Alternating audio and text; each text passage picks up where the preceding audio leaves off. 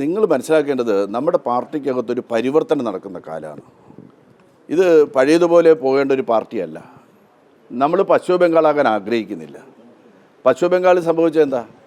പശ്ചിമ ബംഗാളിൽ സംഭവിച്ചത് 30-35 വർഷക്കാലം ഒരേ ആൾ തന്നെ എംപിയും MLAയും ഒക്കെ ആയിട്ട് തുടരുക, 80, 85, 90 വയസ്സ് വരെ പാർട്ടിയുടെ വിവിധ തലങ്ങളിലെ നേതൃത്വത്തിൽ തുടരുക, പുതിയ രക്തത്തിന് കടന്നു വരുന്നതിന് വേണ്ടിയിട്ടുള്ള വഴി അടഞ്ഞു പോവുക, ഇതെല്ലാം പശ്ചിമ ബംഗാളിലെ തകർച്ചയ്ക്ക് കാരണമായിട്ടുണ്ട്. അത് കൃത്യമായിട്ട് മനസ്സിലാക്കുന്ന പാർട്ടിയാണ് ഞങ്ങളുടെ പാർട്ടി. അതുകൊണ്ട് 75 വയസ്സ് എന്ന് പറയുന്നതായിട്ടുള്ള ഒരു പ്രായപരിധി നമ്മുടെ പാർട്ടി നിശ്ചയിച്ചത്. നിങ്ങൾ നോക്കൂ, ഇപ്പോൾ 75 വയസ്സെന്ന പ്രായപരിധി നിശ്ചയിച്ചത് കൊണ്ടാണ് 17 പുതിയ ആളുകൾ എടുക്കാൻ പറ്റിയത്. ഇല്ലെങ്കിൽ എടുക്കാൻ പറ്റില്ല, 1-2 പേര് ചുരുങ്ങും. 75 വയസ്സെന്ന് പറഞ്ഞാൽ പ്രായപരിധി വന്നപ്പോൾ എന്ത് പറ്റി? ഏതാണ്ട് 10ഓളം വരുന്ന ആളുകൾക്ക് മാറി നിൽക്കേണ്ടി വന്നു. അങ്ങനെ മാറി നിൽക്കുന്ന എന്തിനു വേണ്ടിയിട്ടാണ്? പുതിയ ആളുകൾ കൊണ്ടുവരുന്നത്. ഇപ്പോൾ നാളെ കേന്ദ്ര കമ്മിറ്റി വരുമ്പോൾ കേന്ദ്ര കമ്മിറ്റിയിൽ പുതിയ ആളുകൾ വരും. ചിലപ്പോൾ 40-50 വയസ്സ് പ്രായമുള്ള ആളുകൾ വരും. അങ്ങനെയുള്ള ആളുകൾ കൂടെ വന്നാൽ മാത്രമേ പഴമയും പുതുമയും തമ്മിലുള്ള യോജിപ്പിലൂടെ മാത്രമേ, അങ്ങനെ യോജിച്ച് വരുന്നതിലൂടെ മാത്രമേ നമ്മുടെ പാർട്ടി കൂടുതൽ ശക്തിയായിട്ട് മുന്നോട്ട് പോവുള്ളൂ. ആ കാഴ്ചപ്പാട് വെച്ചുകൊണ്ടാണ് എന്നേക്കാൾ ജൂനിയറായിട്ടുള്ള, എന്നേക്കാൾ പ്രായം കുറഞ്ഞ, എന്നേക്കാൾ സംഘടനാപരമായിട്ടുള്ള കാലപരിധി ഇല്ലാത്ത, ഞാൻ പറഞ്ഞില്ലേ 48 വർഷത്തെ കാര്യം പറഞ്ഞു, 48 വയസ്സ് പ്രായമില്ലാത്ത ആളുകൾ തന്നെ ഉയർന്ന കമ്മിറ്റികളിൽ വന്നിട്ടുണ്ട്. അതൊക്കെ സ്വാഭാവികമായിട്ട് അങ്ങനെ വരണമെന്നാണ് ഞാനടക്കം ആഗ്രഹിക്കുന്നത്. ഞാൻ ഇപ്പം തന്നെ ഒഴിഞ്ഞു കൊടുക്കാൻ തയ്യാറായിരുന്നു. ഞാൻ മാനസികമായിട്ട് തന്നെ, കാര്യം എന്ന് വെച്ചാൽ പുതിയ തലമുറ വരണം, പുതിയ ആളുകൾ വരണം. ഞാൻ തന്നെ അവിടെ കയറി തടഞ്ഞിരിക്കുക എന്ന് പറഞ്ഞാൽ പിന്നെ നമ്മുടെ പാർട്ടിക്ക് മുന്നോട്ട് ഒരു യാത്രയുണ്ടോ? അത് ഞങ്ങളുടെ പാർട്ടിയെ ബാധിച്ച ഏറ്റവും വലിയ ഒരു പ്രധാനപ്പെട്ട പ്രശ്നം, ഇങ്ങനെ 75, 80, 85 വയസ്സ് വരെ, ഏതാണ്ട് മരിക്കുന്നത് വരെ തന്നെ പാർട്ടി നേതൃത്വത്തിൽ തുടരുന്നതായിട്ടുള്ള ഒരു അവസ്ഥ, അത് മനസ്സിലാക്കി തന്നെയാണ് പാർട്ടി 75 വയസ്സെന്ന് പറഞ്ഞ പ്രായപരിധി വെച്ചത്. ആ പ്രായപരിധി യഥാർത്ഥത്തിൽ പുതിയ തലമുറയ്ക്ക് വരുന്ന സൗകര്യമാണ്. അതുകൊണ്ട് എനിക്ക് 48 വർഷത്തെ പാരമ്പര്യമുണ്ട്. അതുകൊണ്ട് ആ പാരമ്പര്യത്തിൻ്റെ അടിസ്ഥാനത്തിൽ മാത്രം പാർട്ടിക്കകത്ത് സ്ഥാനക്കയറ്റം നൽകണമെന്ന് ഞാനും പറയില്ല, ആരും പറയാൻ പാടില്ല എന്നുള്ള പക്ഷക്കാരനാണ് ഞാൻ. ഇല്ല, ഞാൻ അറിയിച്ചില്ല. ഒഴിയാൻ എന്ന് മാനസികമായി ഞാൻ തയ്യാറാണ്. കാരണം വേറൊന്നും കൊണ്ടല്ല, പുതിയ ആളുകൾ വരണമെന്നുള്ള മനോഭാവം എനിക്കുള്ളത് കൊണ്ടാണ്.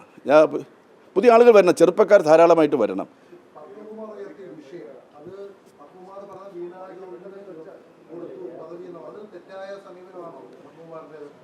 പത്മകുമാറിൻ്റെത് തെറ്റായിട്ടുള്ള സമീപനമാണെന്ന് ഏത് കമ്മ്യൂണിസ്റ്റുകാരനാണ് സംശയമുള്ളത്?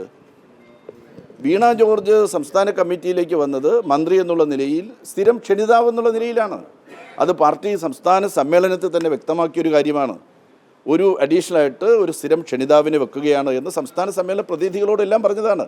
ആരോഗ്യവകുപ്പ് കൈകാര്യം ചെയ്യുന്ന വീണ ജോർജിനെ പോലുള്ള ഒരാൾ നിശ്ചയമായിട്ട് സംസ്ഥാന സമിതിയിൽ വരുന്നത് അവർക്കും പാർട്ടിക്കും ആരോഗ്യവകുപ്പിനും ഗുണകരമാണ്. ആ കാഴ്ചപ്പാടുള്ളത് കൊണ്ടാണ് അവരെ ആക്കിയത്. നേരത്തെ രവീന്ദ്രനാഥ് സാർ ഉണ്ടായിരുന്നു. സാർ ഇവിടെ ജില്ലാ കമ്മിറ്റിയിൽ പോലും ഉണ്ടായിരുന്നില്ല. ആ സമയത്താണ് സംസ്ഥാന കമ്മിറ്റിയിലെ ക്ഷണിതാവാക്കിയത്.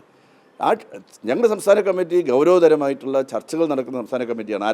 ഗവൺമെൻറ് ഉണ്ടെങ്കിൽ ഗവൺമെൻറ്റുമായിട്ട് ബന്ധപ്പെട്ട വിവിധ വകുപ്പുകളെ സംബന്ധിക്കുന്ന ചർച്ചകൾ സംസ്ഥാന സമിതിയിൽ നടക്കും.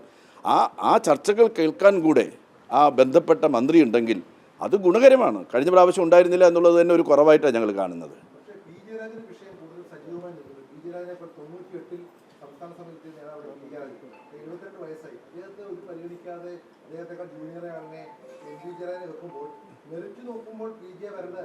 ഞാൻ പറയുന്നത് പാർട്ടി നോക്കുന്നത് പാർട്ടിക്കകത്തുള്ള നിരവധി പ്രശ്നങ്ങളുമായി ബന്ധപ്പെട്ട മെറിറ്റായിരിക്കും.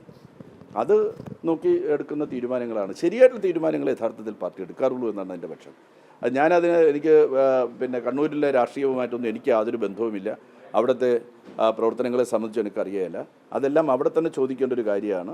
പക്ഷേ ഞാൻ മനസ്സിലാക്കുന്നത് ശരിമയാർന്ന രാഷ്ട്രീയ സംഘടനാ നിലപാടാണ് ഈ 24ാം പാർട്ടി കോൺഗ്രസിൻ്റെ ഭാഗമായിട്ടുള്ള കൊല്ലം സമ്മേളനം എടുത്ത് ഇത്ര ചിട്ടയായിട്ടുള്ള ഒരു സമ്മേളനം. യഥാർത്ഥത്തിൽ വളരെ ഗംഭീരമായിട്ടുള്ള സമ്മേളനം നടന്നപ്പോൾ 25,000-ഓളം വരുന്ന റെഡ് വോളണ്ടിയർമാരുടെ മാർച്ച്, ഏതാണ്ട് 2 ലക്ഷത്തോളം വരുന്ന ബഹുജനങ്ങളുടെ വലിയ സംഗമം, അങ്ങനെ നാടും നഗരവും ഇളക്കി മറിച്ച് നടന്നതായിട്ടുള്ള ഒരു മഹത്തായിട്ടുള്ള സമ്മേളനത്തിൽ ഒരു കുറ്റവും നിങ്ങൾക്ക് കാണാനായിട്ട് സാധിക്കുന്നില്ല. ഒരു കുറ്റവും കാണാൻ സാധിക്കാത്തതുകൊണ്ട് പാവപ്പെട്ട എന്നെപ്പോലുള്ള ആളുകളെ ഒരു ഇരയാക്കാൻ പറ്റുമോ എന്ന് നോക്കുകയാണ്. ദയവ് ചെയ്ത് ഞാൻ നിങ്ങൾക്ക് ഇരയായിട്ട് നിൽക്കാൻ തയ്യാറല്ല. ഞാനങ്ങനെ ഇരയാകാനും ആഗ്രഹിക്കുന്നില്ല. എനിക്ക് യാതൊരു മോഹവുമില്ല, ഒരു താല്പര്യവുമില്ല. ഇപ്പോൾ ഉള്ളത് കൊണ്ട് തന്നെ ഞാൻ തൃപ്തനാണ്. പാർട്ടി എനിക്ക് ഒരുപാട് തന്നു എന്നുള്ള പക്ഷക്കാരനാണ് ഞാൻ.